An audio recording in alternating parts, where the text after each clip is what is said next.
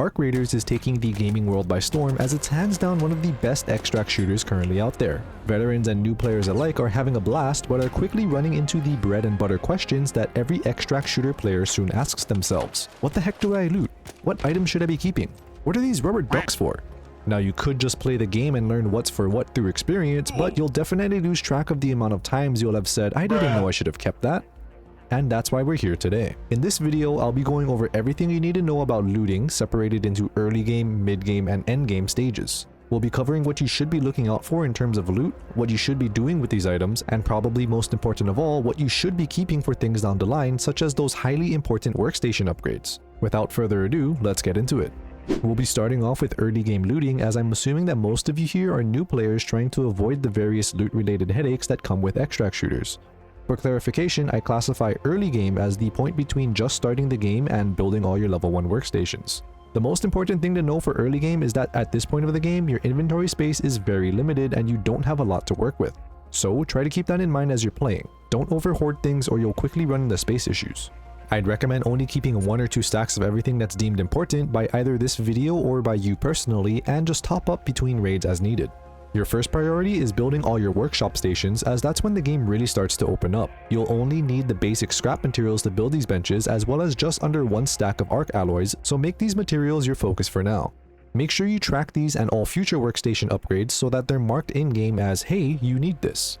The easiest way to get these basic scraps is by recycling or salvaging items. Salvaging gives you less items than recycling, but can be done mid-raid to help you pack your bags better. Recycling can only be done at your base and generally will give about double the resources of salvaging in addition to a whole extra item sometimes. Items like rubber pads, metal brackets, and tattered clothes are tagged as recyclable and are literally described as can be recycled into crafting materials. Unsurprisingly, they recycle or salvage into a lot of basic scraps. Even arc alloy recycles into a good amount of metal if you're desperate. It's up to you if you want to salvage them mid-raid to add them to your stack of scraps so you can bring back more from your raid, or to bring them back to recycle for more materials. Now, you don't have to recycle everything you find in the scrap, as you'll need about 99% of at least the green items for mid-game. Feel free to bring back some green stuff while you're on your adventures as well, but you don't need to focus on these items just yet. Just prioritize getting those basic workstations built. Oh, and we'll talk about blue and purple items in a bit. You want to build these workstations ASAP because things are expensive to buy in Arc Raiders, or at least they are when you're starting off. Your early game money should be going towards stash upgrades instead of buying gear anyway. Prioritize building up your crafting material reserves for the essentials.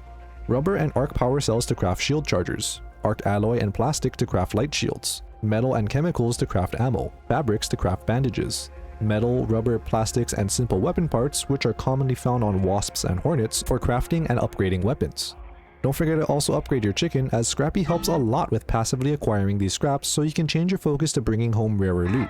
Your chicken will bring back a good amount of every scrap after every raid, as well as seeds, which can be traded with Celeste for various useful materials. As far as money goes, you don't need to focus on it too hard, as your stash upgrades are pretty cheap right now. You'll be fine with just looting the trinkets to sell whenever you stumble upon them, as well as the random assortment of blue items you'll find as well. And speaking of blue items, let's finally talk about the elephant in the room.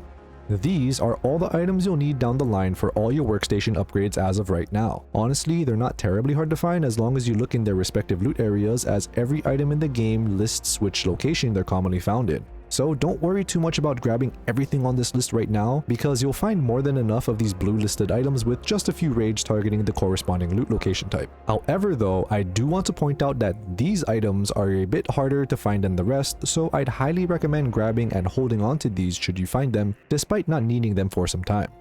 Now, aside from these listed upgrade materials, blue items are just for crafting, recycling into decent amounts of lower tier materials, or selling for a decent chunk of change.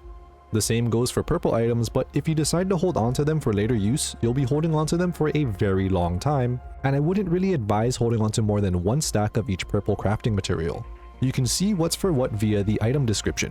Is it just for recycling, or is it for a crafting recipe? Check to see if the item you found can be recycled into something you need, and if not, just sell it for now.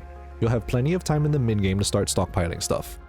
Speaking of mid-game, let's jump forward to after you've gotten your basic benches crafted. Welcome to the very long mid-game stage of Arc Raiders, which will last you through your level 1 and level 2 workbenches, up until you've at least maxed out your stash space and ideally maxed out your workbench levels. With your shiny new workstations, you have access to a decent amount of crafts and should be expanding that list of useful materials to keep so that you can readily supply yourself with these gear upgrades. At level 1, you should start looking out for the following: springs, wires, and duct tape for crafting attachments, simple and light gun parts as well as mechanical components to upgrade your gray and green weapons, crude explosives and springs or magnets for shrapnel grenades and snap blasts, arc circuitry and batteries for medium shields which can't be used on basic looter augments but provide a huge survivability boost if you find yourself constantly in rough situations, durable cloth and great moline for herbal bandages which give a substantial boost to healing speed. At first, you might find it hard to find these plants for herbal bandages, but once you learn the spots, it's very easy to find. Every map has great moline spawns which you should start getting familiar with. Some of the best I've found are as follows. On Spaceport, the planters in the departure building give a lot for each node, but generally is a contested PvP building. You can easily sneak in and out and walk out with nearly 20 plants in under a minute. On Dam Battlegrounds, you'll find a lot of plants along the rivers between Pale Apartments and Ruby Residence. You'll also find a good amount scattered throughout the swamp. This is a much more isolated area compared to Spaceport. On Blue Gate, you'll find a large amount scattered throughout the forest near Raiders Refuge. It's also isolated like the spot on Dam Battlegrounds, but be careful as sometimes there's a large arc patrolling the forest. On Buried City, there's 2 floors of planters in the Galleria in New District right next to the Space Travel Building. It's probably the best place to farm these plants, but it is right next to a few popular PvP areas. Also, note that the Lush Blooms map modifier will double the amount of nature items harvested and is a great time to go restock. Once you craft your workstations to level 2, you'll get access to another handful of good crafts. Durable cloth and antiseptic for sterilized bandages which don't stack as high as herbal bandages but heal almost twice as fast, making them extremely good for mid-combat healing. Electrical components and advanced arc power cells for surge shield rechargers which take twice as long to use compared to normal shield rechargers but instantly heal their full amount instead of healing over 10 seconds. Crude explosives and processors for trigger nades which are a great all-rounder PvE and PvP explosive. It does require a blueprint, but it's rewarded quite early in the game's storyline so everyone has access to it.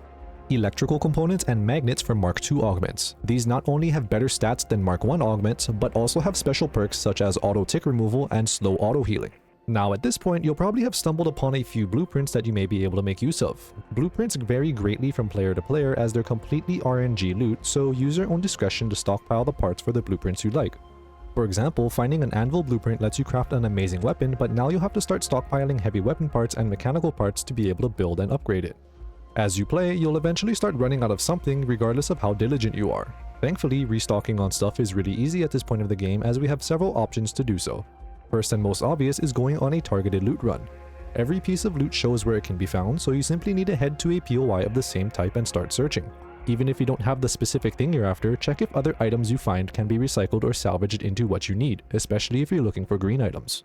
Our second option is purchasing crafting materials with seeds. Celeste has a large inventory of crafting materials that can be traded for seeds, which you've been passively gathering via Scrappy the Chicken. However, her inventory is limited and resets once a day. Depending on your seed reserves and how often you use these items, it may be a good idea to start buying out her daily stock to keep your crafting reserves full. Oh, and if you need more seeds, just scrap or recycle any plant to get a decent amount.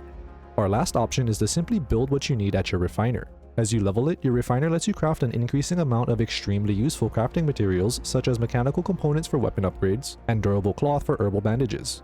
Make sure to familiarize yourself with everything you can make at your refiner as it's definitely the simplest way to get these highly used materials. Speaking of workstations, I hope you haven't forgotten that we're still hunting down the materials for the next 2 levels of each workstation. For obvious reasons, I'd highly recommend focusing on upgrading your refiner first. Not only will it let you craft more commonly used materials, but it'll let you craft almost half of the materials needed for your other workstation upgrades.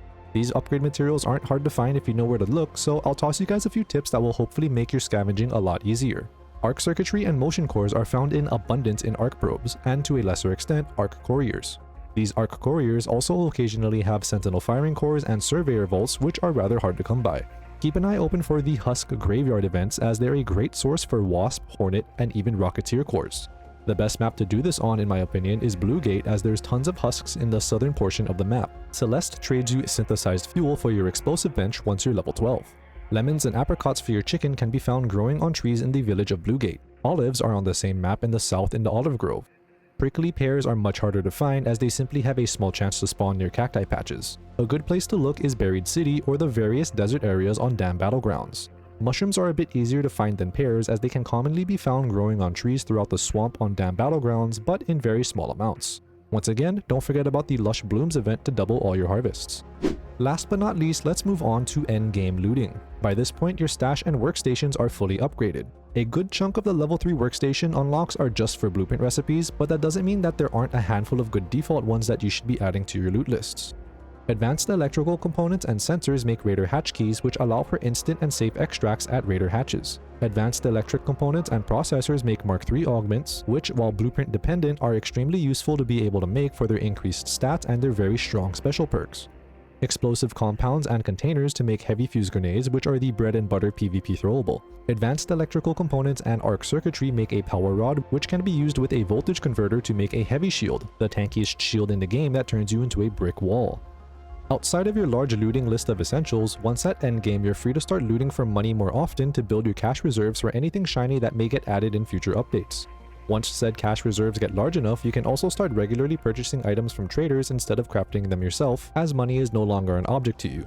Or at least until they start adding in more stash upgrades that cost a small fortune.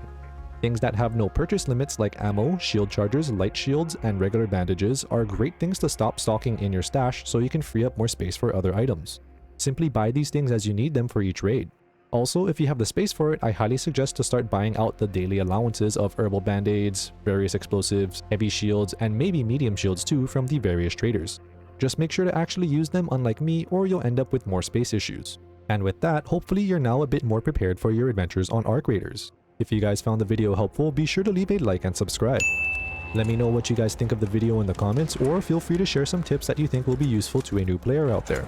Good luck and happy raiding.